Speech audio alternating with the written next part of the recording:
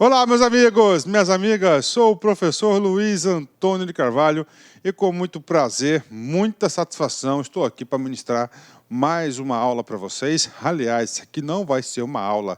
O professor tem uma estratégia bastante vencedora, bastante específica, quando eu, professor Luiz, gravo estatutos, regime jurídico único dos servidores públicos, tanto civis quanto militares. O professor faz o quê? Um mini curso. É isso mesmo, um mini curso. Então, não será uma aula essa, né, sobre a Lei 5.810. Vocês terão aí um mini curso. Professor, como assim mini curso? Eu procuro subdividir o máximo possível a lei para a gente abordar, para a gente explorar, tanto na parte teórica, na parte prática e principalmente em exercícios daquilo que pode ser cobrado na prova para vocês fixarem o conteúdo. Então vem comigo, quero explicar para vocês algumas coisas básicas. Vamos lá. Primeiramente, né? Essa lei, a 5.810 de 94, trata do Estatuto dos Servidores Públicos Civis do Estado do Pará. Esta lei tem aí, salvo engano, 250 artigos, né? E aí, professor, esses 250 artigos, né? Nós temos aí 8 títulos, né? 8 títulos. E a estratégia do professor Luiz vai ser o seguinte: a gente vai dividir esses 250 artigos, né? 8 títulos, mais ou menos aí em 55 videoaulas, né? Professor, mas por que subdividir bastante? Para a gente explorar cada assunto. E pode ter certeza, certeza absoluta, papo reto com vocês, eu faço um desafio para vocês. Se vocês assistirem todas as nossas videoaulas, primeiro, rigorosamente na sequência proposta pelo professor, prestar atenção, eu te garanto que você estará super preparado para qualquer prova de concurso, para qualquer nível. O examinador pode mandar aí qualquer coisa para você que você estará super preparado e não vai errar nenhuma questão dessa lei 5.810 de 94. Inclusive, eu faço outro desafio para vocês. Eu tenho certeza que você vai se envolver nessa lei, você vai gostar dessas aulas, porque nós vamos falar aqui de muitas coisas que poderão acontecer, aliás, vão acontecer no seu cotidiano, lá no dia a dia, no exercício do seu cargo de servidor. Bacana? Então vem comigo, vamos explicar. Artigo por artigo, aí vamos ler todos esses artigos, são 55 videoaulas, aulas bastante objetivas, bastante focadas, com jurisprudências, com exercícios, com entendimentos doutrinários aí sobre o Estatuto dos Servidores Públicos, Civis ou o regime jurídico único do Estado do Pará, né? Então vem comigo. Então aqui a lei é a 5.810, ela foi publicada no dia 24 de janeiro de 1994, né? Vem comigo. Esta lei tem 250 artigos, né? Calma, tá? Ah, professor, ela é enorme. Sim, ela é enorme, mas com certeza a forma na qual o professor aborda assunto por assunto, você vai entender, você vai gostar muito desse conteúdo. Vamos lá. Primeiro, são quantos títulos? Ela é organizada em títulos. Nós temos 8 títulos. Nesta aula, nós já vamos tratar do título primeiro, que são das disposições preliminares. A gente já vai matar esse assunto das disposições preliminares, o artigo 1º até o artigo 4º da lei, né? Segundo título, um título muito importante, nós vamos falar do provimento, do exercício, da carreira e da vacância, né?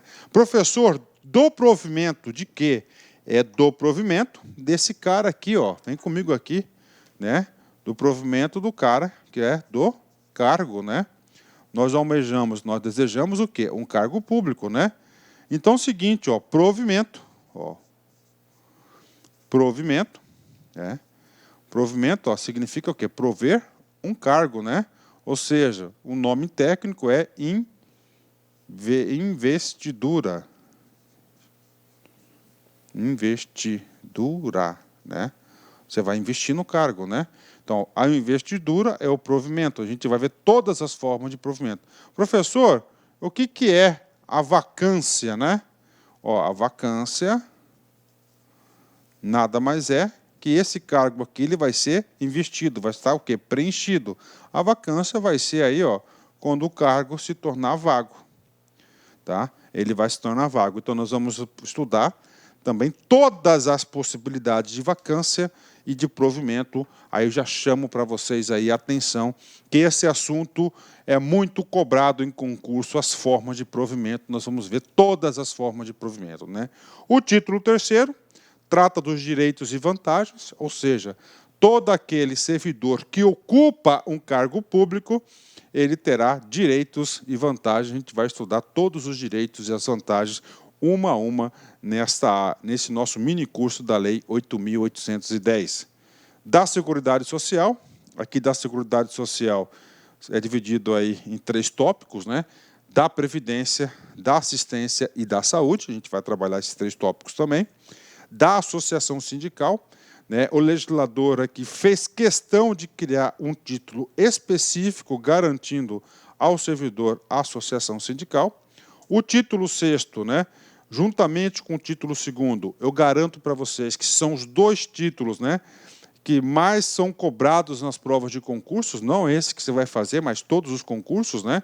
São os 2, com certeza 90%, 95% das questões de prova estão ou no título segundo ou no título sexto da lei, né? Olha aí para você montar uma estratégia. Que fala do quê?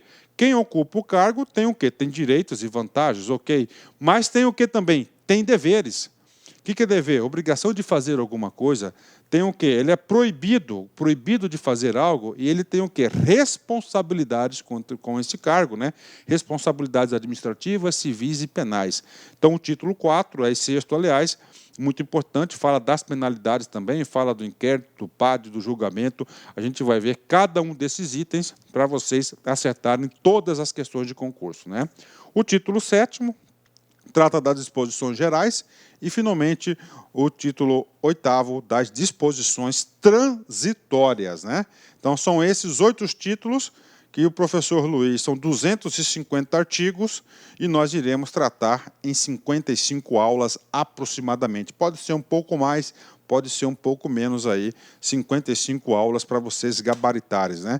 Serão aulas bastante objetivas, bastante rápidas, né? Objetivas rápidas, né? Não vai, salvo engano, vai ter uma aula ou outra um pouquinho mais longa, de acordo com a complexidade do assunto, né? Do assunto vai ser um pouco mais longo, mas normalmente aí o professor está estipulando aulas aí em torno aí de 10, 15, 20 minutos. Bacana? Então vem comigo. Quero explicar para vocês aqui, né? Primeiro assunto aqui, né? Título 1, das disposições preliminares, né? Esta lei institui o regime jurídico único e define os direitos, os deveres, garantias e vantagens dos servidores públicos civis do Estado, das autarquias e das fundações públicas, né? Professor, e aí? E aí cabe explicações aqui interessantes, né? Esta lei institui o regime jurídico único.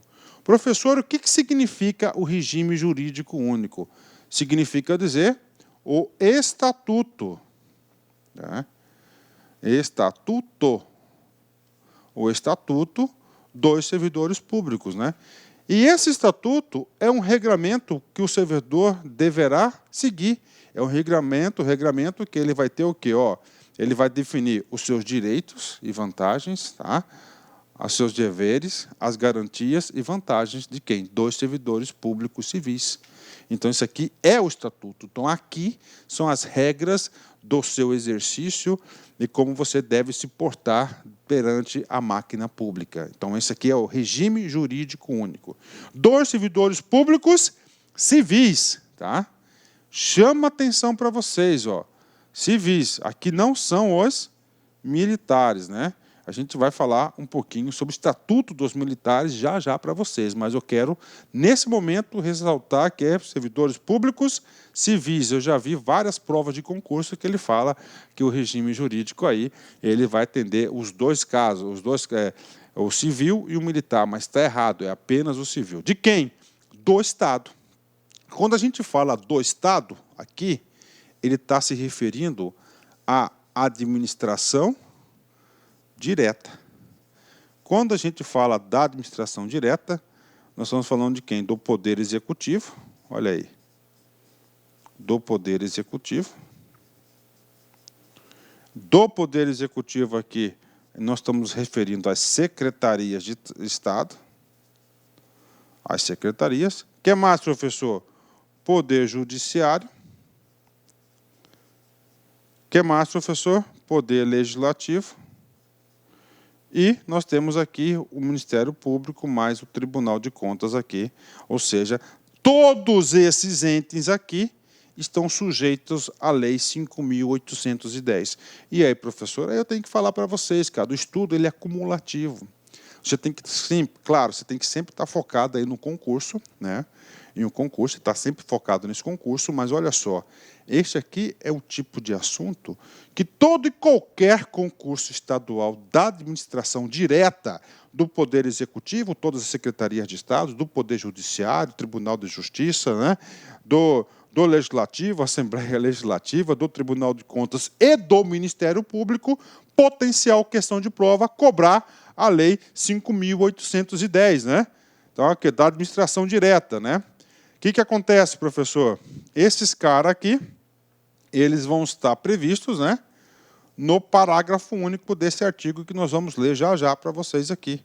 Já estou antecipando. Então, a abrangência dessa lei, ou seja, quem que esse estatuto, que esse regime jurídico único vai abranger. Aí tem uma vírgula aqui, das autarquias e das fundações. Essas autarquias e as fundações pertencem à administração pública indireta, né? Por exemplo, salvo engano, acredito eu que o Detran deve ser uma autarquia, né? Provavelmente deve ser uma autarquia, o Detran, sim, é em todos os estados. Então, se é uma autarquia, ela está sujeita à Lei 5.810, né? E aí, professor, quando a gente fala de administração direta, tá? Quando nós falamos de administração direta, nós temos ainda, tá, mais dois tipos de pessoas da administração direta. Nós temos aqui as sociedades de economia mista e nós temos as empresas públicas, né? Essas entidades aqui não irão adotar o regime jurídico único. Nós temos outra possibilidade de outro regime, que é do setor produtivo, do setor privado, que é a CLT. Então, por exemplo, o Banpará é uma sociedade de economia mista, faz parte da administração pública indireta de quem? Do Estado do Pará, e os empregados públicos ali não serão servidores, né? Não serão servidores. Quem está sujeito aí à CLT são empregados, eles estão sujeitos aí à CLT. Bacana, então já expliquei a abrangência para vocês. Prestem muita atenção, vamos aqui nos detalhes. Regime jurídico único significa dizer que ele é um estatutário, ok? Esse estatuto vai ter todo o regramento de direitos e deveres, vantagens e garantias de quem? Dos servidores. Quem são os servidores? Aqueles que vão ocupar os cargos públicos. Que tipo de servidor? Servidor público civil. Bacana. Ou seja, de quem? Do Estado, da administração direta. Poder Executivo, Judiciário e Legislativo, Ministério Público, Tribunal de Contas, Defensoria e assim por diante. Bacana? Fechou. E na administração pública indireta, apenas duas pessoas, as autarquias e as fundações públicas. Bacana? Fechou. E falando de administração pública indireta, nós temos as empresas públicas e as sociedades de economia mista que não estão sujeitas ao regime jurídico único, mas sim a CLT. Eu quero um exemplo, Banpará. Banpará faz parte do Estado, faz parte da administração pública indireta, e lá o povo é CLTista, CLT, né? Consolidação das leis trabalhistas aí, que é o setor produtivo também. Parágrafo único, já expliquei, mas vamos só fazer uma leitura, né? As suas disposições aplicam-se aos servidores dos poderes executivo, legislativo, judiciário, Ministério Público e do Tribunal de Contas, né? Então, todos esses concursos provavelmente vai cobrar a Lei 5.810. Daí eu já faço um convite para vocês, um desafio. Gente, vem comigo, vamos logo aprender a Lei 5.810 com todos os detalhes necessários para que você acerte todas as questões de concursos, né? Eu falo isso para vocês porque eu, professor Luiz, eu sou um especialista em estatutos, em regimes jurídicos únicos. Eu tenho aí na cabeça todos os julgados, súmulas, jurisprudências, entendimentos doutrinários, expertise de todas as bancas aí que a gente se deparou com 25 anos de concurso. Eu digo para vocês que quem faz este curso, tá, com todas as particularidades, pode ter certeza que você estará super preparado para acertar qualquer questão de concurso. Olha só, sabe por quê? Porque eu trago essas coisas. E as polícias? Tá? E as polícias, como ficam? Gente, as polícias também têm os seus estatutos. Só que as polícias, né, têm o seu estatuto, é um estatuto militar. Ou seja, atenção, as polícias são regidos por olha aí que troço confuso. Vou arrumar esse negócio agora aqui, parei. São regidos, tá, por estatuto próprio. Vou consertar aqui. Ó, João é nosso editor aí, não edita não, pode deixar de tocar direto aí, tá? Não fica meio quadradinho. Então, assim, os policiais, as polícias, como é que ficam? São regidos por estatuto próprio, né? Ou seja, tem o estatuto militar. Professor, mas por que o legislador ele separou? Tudo é funcionário do governo, assim, colocando entre aspas, sim. Tudo quem paga é a sociedade, é o tesouro, né? É a conta única do governo. Bacana, fechou, faz sentido. Mas por que o legislador fez questão de criar o civil e o militar? Simples. Porque, tá, uma das coisas que difere, que são super diferentes aqui, atenção, do estatuto militar, né, é dada a natureza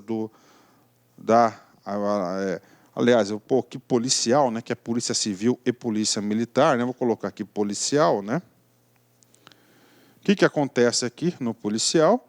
Essas instituições, como combatem aí o crime, né, ostensivamente ou repressiva, né, essa corporação, entre outras diferenças, né, estão sujeitas à hierarquia, ok? E principalmente à disciplina. Né? Então, são a hierarquia e disciplinas que são o quê? Com índices muito mais elevados. E o policial, diante disso aqui, é facultado a ele algumas prerrogativas. Tá? Algumas prerrogativas que não cabem ao servidor público civil comum, né? Então, hierarquia e disciplina, então por isso que temos aí. Professor, eu quero um exemplo de prerrogativas. Porte de arma é um exemplo de prerrogativas aí que os militares detêm. Bacana? Os policiais. Então, por isso que nós não temos aqui também, juntamente com o estatuto dos policiais, em especial os militares, né? E isso não é típico somente do estado do Pará, mas todos os estados, inclusive a União, nós temos aí o Estatuto dos Servidores Públicos Civis, na esfera federal, 8.112, e nós temos aí a da Polícia Civil, a Polícia Militar, a Polícia Federal, o outro estatuto do Exército, outra coisa, tudo separado. Bacana? Fechou, né? Dentro do artigo 1º, eu tenho que fazer uma ressalva muito importante, porque lá no artigo 1º da lei, né, ele fala assim, regime jurídico único. Tá? E eu tenho que explicar isso para vocês, porque esse curso nosso aqui ele é completo. Artigo por artigo, nós iremos ver súmulas, nós iremos ver entendimentos doutrinários, posicionamento de bancas de concurso. Tá? E importante também, que eu esqueci de falar, dentro do Estatuto, é claro que o Estatuto, nós temos o quê? Algo que está acima dele, que é a Constituição Federal. Todos aqueles dispositivos que têm reflexo na Constituição Federal, o professor vai explicar aqui para vocês. Por quê? Porque todos os dispositivos do Estatuto que têm reflexo na Constituição Federal são potenciais questões de prova, são os assuntos mais cobrados nas provas de concurso, e claro, o professor está aqui para explicar. Então, essa questão do regime jurídico único, né, está previsto lá no artigo 39 da Constituição Federal. Né? O artigo 39, a seção 2, fala dos servidores públicos. Né? Então, o que acontece aqui, gente? Tá? Dos servidores públicos. Né? Lá no artigo 1º, nós falamos o quê? Ó, 2 servidores públicos civis, ou seja, quem trouxe essa denominação de servidor público, ok, foi a Constituição Federal de 88, né? Antes da Constituição Federal de 88, nós utilizávamos a denominação funcionário público, né? Muitos ainda falam funcionário público, funcionalismo público ainda é muito forte essa expressão. Mas então quem trouxe essa denominação de servidor público, vamos lá, é a Constituição Federal de 88. Inclusive, tá, no nosso Código Penal, no artigo 327 do Código Penal, lá define funcionário público. A gente vai trazer este conceito nessa aula das disposições preliminares, né? É uma aula um pouco mais longa, porque eu tenho que fazer toda uma fundamentação e uma introdução para a gente, antes de começar a estudar os pontos importantes aí da prova de vocês, né? Então lá, servidores públicos, matei, está no bolso, está pago, vem de onde? Da Constituição de 88, né? O que diz o artigo 39? Então, olha só, né? Esse artigo 39 diz o seguinte: a União, os Estados, o Distrito Federal e os municípios instituirão, no âmbito de sua competência, o regime jurídico único. Opa, ligou os fatos? É isso aí.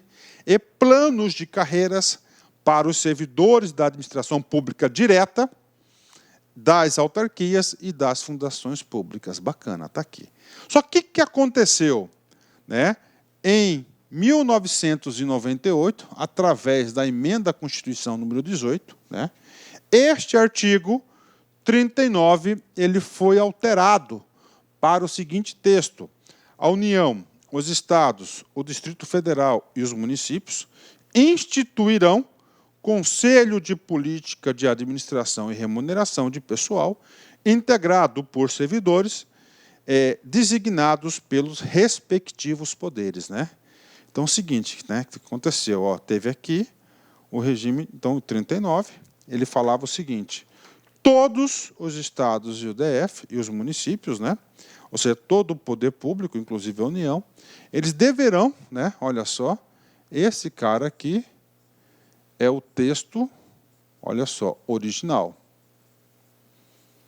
Tá? É o texto original. Então, no texto original, obriga as pessoas políticas à instituição do regime jurídico único, o Estatuto do Regime Jurídico Único. Ok. O que aconteceu com o 39? Com a emenda 18, né? A emenda 18 simplesmente quebrou, tá, a estrutura do RGU. A redação do artigo 39 possibilitava, então, que os estados, os municípios e a União adotarem ou o regime jurídico único ou o regime CLT, né? Ou seja, poderia adotar qualquer um dos dois de acordo com o Conselho de Política de Administração a ser criado. Ok, bacana. Então, essa emenda 18, o que ele fez? Ele quebrou, tá, essa prerrogativa do RGU para os conselhos. Mas o que aconteceu, né? Está aqui, ó, vide a ADIM, tá, 2135, né? O que é a ADIM? Ação direta de inconstitucionalidade, né? O que aconteceu? Este assunto, esta matéria foi levada ao Supremo Tribunal Federal, tá? E o Supremo Tribunal Federal, tá, ele aceitou, tá, esse pedido de ação direta de inconstitucionalidade e julgou inconstitucional esse pedaço da emenda número 18, né? Tirando os efeitos do novo artigo 39. Então, a partir do momento que retirou os efeitos do artigo 39, voltou os efeitos do artigo anterior, que é o RGU, que é o regime jurídico único. Então, todos os estados terão um único regimento. Por exemplo, vemos aqui, em São Paulo é 10.621, Mato Grosso é a Lei Complementar 04, Pará é a Lei 5.810, tá? Uma lei, um regime para todo estado, um para o estado, um para a União, para o DF e um para cada município. Então, voltou lá, né? Agora, uma coisa muito interessante que eu tenho que falar para vocês é o seguinte: professor, quais foram os motivos que o Supremo julgou, que acolheu o pedido de inconstitucionalidade? É muito simples, né? Então, nós sabemos que existe um rito processual para aprovação das emendas constitucionais, né? Então, é 2 turnos em cada casa e 2/3, aqui é 3/5 do quórum qualificado, né? Acontece que foi o seguinte, salvo engano, lá na votação do lá na votação do Senado Federal, tá? Ele mudou uma palavrinha aqui, né? A partir do momento que mudou essa palavrinha, o que tinha que acontecer? Essa emenda tinha que voltar tinha que obrigatoriamente voltar lá, tinha que voltar essa emenda lá para a Câmara dos Deputados. Ela não voltou para aprovação desse ponto, né? E ela foi promulgada, né, sem aprovação. Então, ela houve o quê? Uma inconstitucionalidade formal, não pelo conteúdo, né? Então, por isso que aconteceu. Então, tá aí, contei essa historinha para vocês, isso aqui é muito importante. Então, hoje, o que está valendo é o regime jurídico único, né? A intenção do governo em quebrar o RGU, porque questões previdenciárias, né? Porque hoje a dívida previdenciária do regime jurídico único é muito maior do que a CLT, né? Então tem essa questão aqui, que isso que aconteceu aqui, por isso que é o regime jurídico único. Bacana? Fechou. Vamos lá. Artigo 2º, né? Essa primeira aula é um pouquinho mais longa, porque tem esses detalhes aqui, mas depois a gente vai dar uma acelerada. Para fins desta lei, e aí, professor? O artigo 2º, artigo que já foi cobrado na prova de concurso, em prova de concurso, ele traz alguns conceitos importantes. Então, primeiro conceito, o que é servidor? O que é servidor, né? Então, servidor é a pessoa legalmente investida em cargo público. Ou seja, para você ser chamado de servidor, você tem que estar ocupando um cargo público, né? Essa pessoa aqui, claro, é uma pessoa natural, né? É uma pessoa natural, né? Somente a pessoa natural que pode estar ocupando o cargo público. Servidor, por quê? De acordo com a Constituição Federal de 88, já expliquei isso para vocês, que trouxe aí uma nova denominação para os servidores públicos, para aqueles ocupantes de cargo público. Ok. Servidor, ok. O que vem a ser um cargo público, né? Então, um cargo público é criado por lei, com denominação própria, quantitativo e vencimentos certos, com um conjunto de atribuições e responsabilidades previstas na estrutura organizacional e que devem ser comedidas a um servidor. Ou seja, quem ocupa um cargo público é um servidor, né? Olha aí, ó. Quem ocupa um cargo público é um servidor, né? Mas vem cá, professor, eu não estou entendendo. Então vem comigo aqui, ó, cargo. Então aqui está um cargo público, né? Olha só, cargo público. Primeiramente, sem exceção, todos os cargos públicos são criados por lei, tá? Cara, essa palavrinha, criados por lei, é muito cobrado, tá? Criados por lei, ok? O que é esse tal de denominação própria? Denominação própria chama-se o nome do cargo. Vou dar um exemplo do cargo que eu ocupava. O professor Luiz já foi servidor público, né? Eu já ocupei um cargo chamado de gestor governamental. Eu lembro até hoje do meu último lerite, né? Então, gestor governamental está aqui para vocês, né? Então, criado por lei, denominação própria. Então, todo cargo tem denominação própria. Agente de fiscalização, procurador, técnico, analista e assim por diante, né? Como tem essa lei, né? Nós temos o quê? O quantitativo. No caso do meu caso lá, por exemplo, né? Olha aí, 110 cargos criados, né? 110 cargos criados, né? Se é o cargo, também tem que ter o vencimento, a remuneração criada na mesma lei. Uma coisa muito importante, todo cargo, tá, tem o quê? Atribuições. Ou seja, por que esse cargo vai ser criado? Para fazer alguma coisa. E esse para fazer alguma coisa são as atribuições na qual o ocupante desse cargo, que é um servidor, deverá dar conta de fazer. Tem atribuições e tem o quê? Responsabilidades. Ok, tranquilo, né? Ok, vamos lá, calma, né? Previstas numa estrutura organizacional. O que é esse previstas numa estrutura organizacional? todo cargo, né, vou dar um exemplo aqui, tem que estar vinculado. Ó, vinculado em uma estrutura organizacional. Por exemplo, né, o meu cargo de gestor, os 110 cargos estavam previstos na estrutura da Casa Civil, né? Secretaria da Casa Civil do Estado, né? Tá aí, ó. E assim por diante. Pronto, né? Então isso aqui é o quê? É o cargo público, né? Tá aí para vocês, ó. Criado por lei, né? Denominação própria, quantitativo e vencimentos certos, conjunto de atribuições e responsabilidades previstas na estrutura. Muito importante, essas atribuições, cada cargo tem atribuições diversas de outro, não pode ter as mesmas atribuições, que devem ser comedidas, né, por um servidor. Então, isso que vem a ser o cargo público, né? Bacana, ok, muito importante isso. Vamos lá, outro conceito, claro que isso aqui, potencial questão de prova. Esse artigo 2º é o artigo mais importante da aula, porque é o mais cobrado, né? Artigo 3º. Então, olha só, categoria funcional.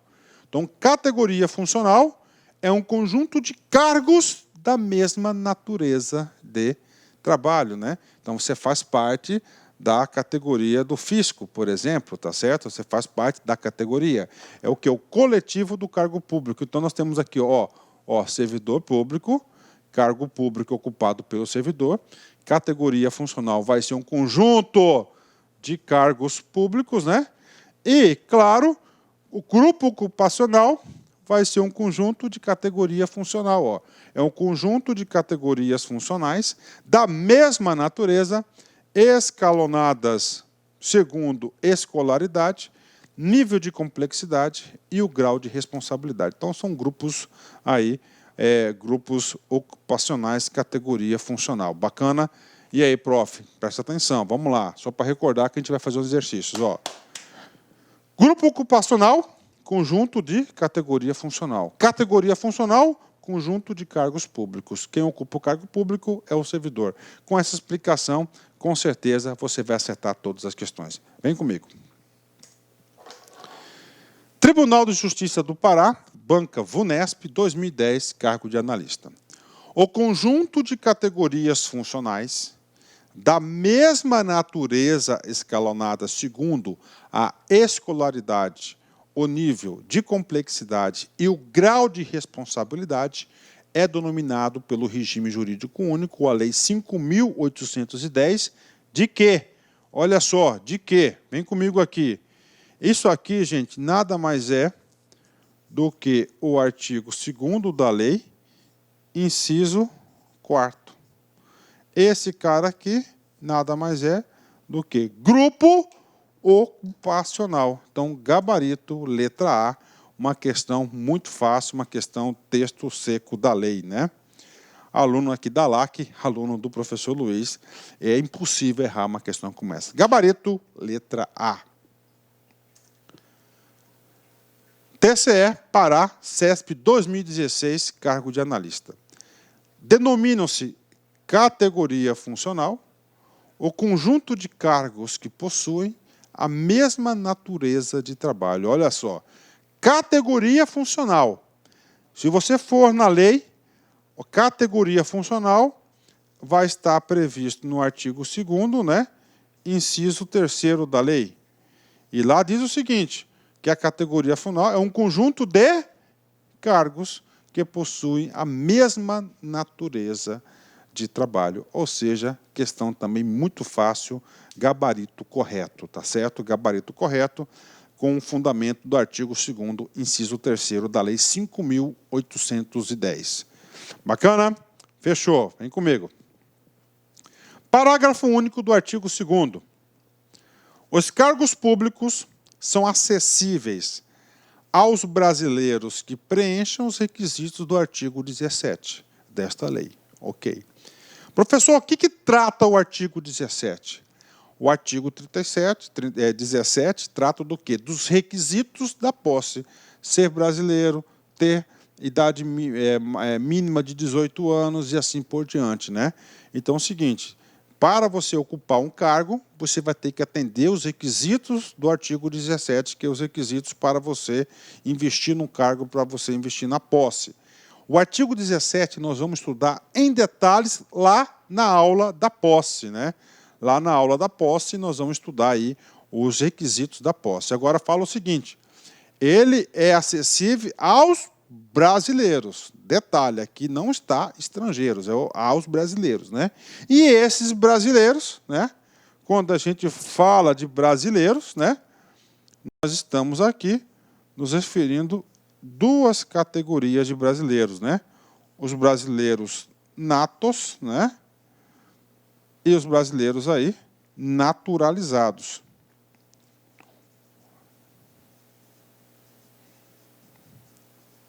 Tá? Isso aqui está previsto lá no artigo 12 da Constituição Federal de 88. Chama atenção para vocês que tem aqui alguns cargos de brasileiros natos que são privativos de brasileiros natos, né? Embaixadores, tá certo? Oficiais aí do Exército, né? Embaixadores, presidente da República, ministro da Defesa e assim por diante, tá? Então nós temos aí alguns cargos privativos de brasileiros natos, né? Bacana? Então vamos lá. Essa aqui, é claro que isso aqui a gente vai aprofundar mais lá na aula da posse, a gente vai estar aprofundando, né? E agora, professor, para fechar de vez aí o artigo 2º, eu tenho que falar para vocês desse cara aqui, tá? Esse cara aqui é o Código Penal, tá? Então, o Código Penal, para quem não sabe, o Código Penal é uma lei anterior à Constituição de 88. Na Constituição de 88, ele tratou o funcionário público como servidor público. Lá no artigo 327 do Código Penal brasileiro, traz um conceito de funcionário público. Consideram-se funcionário público para os efeitos penais, olha só, para os efeitos penais, né? Ele cometeu algum crime, alguma infração, né? Quem, embora transitoriamente ou sem remuneração, exerce cargo, emprego ou função pública. Então, todo aquele que passou pelo cargo de forma transitória, com ou sem remuneração, tanto pode ser, quando fala emprego aqui é CLT, função pública, ele é considerado aqui funcionário público e vai aí estar sujeito às regras penais do Código Penal. Bacana, então, aí, conceito de funcionário público, ok? Bacana, vem comigo aqui. Artigo 3º, muito importante, tá? Muito importante, principalmente no quê? No nosso exercício da nossa função. É vedada cometer ao servidor atribuições e responsabilidades diversas das inerentes ao seu cargo, exceto participação assentida em órgão colegiado ou em comissões legais, né? Professor, é vedado cometer ao servidor, vedado, o que é proibido, né? Então é proibido cometer, ou seja, repassar para o servidor atribuições e responsabilidades diversas inerentes ao seu cargo, né? Então vem comigo, vamos lá. Vou dar um exemplo para vocês, eu vou tentar explicar para vocês dois cargos bastante específicos. Vamos colocar um cargo que é um sonho de consumo aí para a galera aí, né? Um sonho de consumo da galera, que é um cargo de auditor fiscal da Receita Estadual do Pará, né? Um dos cargos aí com maior remuneração do Poder Executivo Estadual, com certeza, não só do Pará, mas aí do Brasil todo, né? Então o cara vai ser auditor fiscal. Lá nas atribuições que foi criado esse cargo, né, denominação auditor fiscal, né, criado tantas vagas por lei, lá tem as atribuições. Uma das atribuições bem específicas do auditor fiscal é a constituição do crédito tributário ou a lavratura do auto de infração. Vamos colocar auto de infração, lavrar o auto de infração, né? Ok, e aí, professor? Essa é uma atribuição que só pode fazer quem? É o auditor fiscal. Agora vamos lá, dessa situação, vou voltar um pouquinho. Eu, professor Luiz, eu já fui gestor governamental, ocupei um cargo público, fui aprovado no concurso público, super difícil, bacana, tá ok. Estou lá, tá? Tenho minhas atribuições. no meu rol de atribuições, não pode ser igual ao do auditor fiscal, nem do auditor fiscal. Cada um tem seu rol de atribuições, ou seja, o rol de atuações específicas. Não pode ter 2 cargos com as mesmas atribuições. Isso não pode ser constitucional, isso é ilegal. Então, cada cargo tem o seu rol de atribuições. Tá? Isso dá uma confusão danada nas guerras das categorias funcionais. Tá? Então, você tem aqui, eu, Luiz, eu não posso, tá certo, constituir o crédito tributário nem lavrar auto de infração. Por quê? Porque eu, no meu rol das atribuições do meu cargo, não está prevista a execução dessas tarefas. Então, é proibido, né? Se acontece isso, ele é o quê? Se está acontecendo isso, é um desvio de função, é ilegal, não pode, é vedado, proibido, bacana.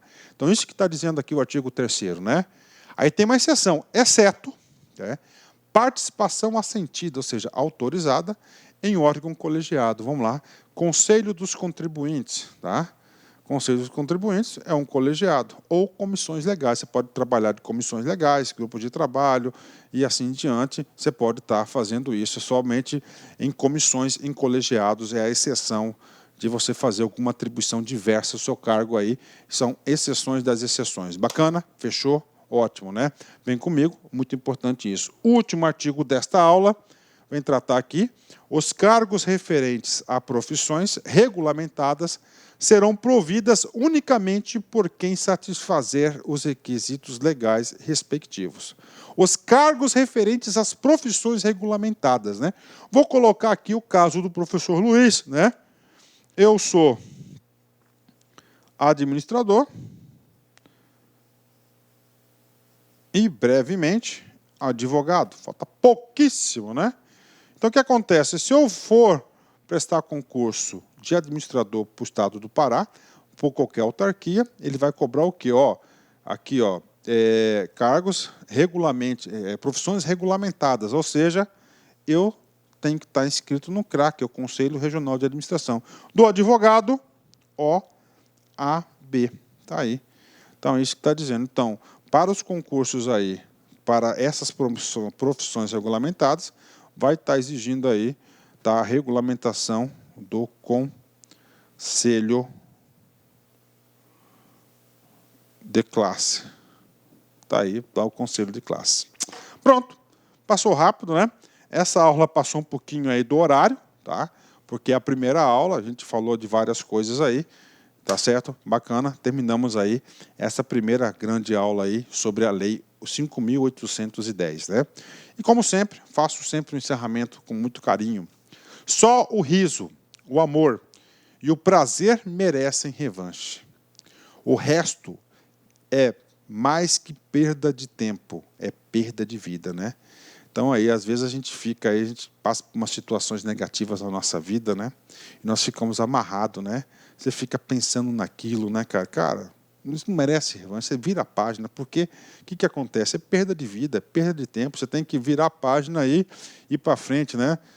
Então não pode as coisas negativas, só as coisas positivas que merecem revanche. Isso que está dizendo ali, isso é uma filosofia de vida que nós temos que adotar para o nosso dia a dia, que isso vai fazer a gente feliz, e não só nós felizes, mas as pessoas que estão ao nosso redor felizes também. Forte abraço, fique com Deus. Tchau, tchau. Clique like.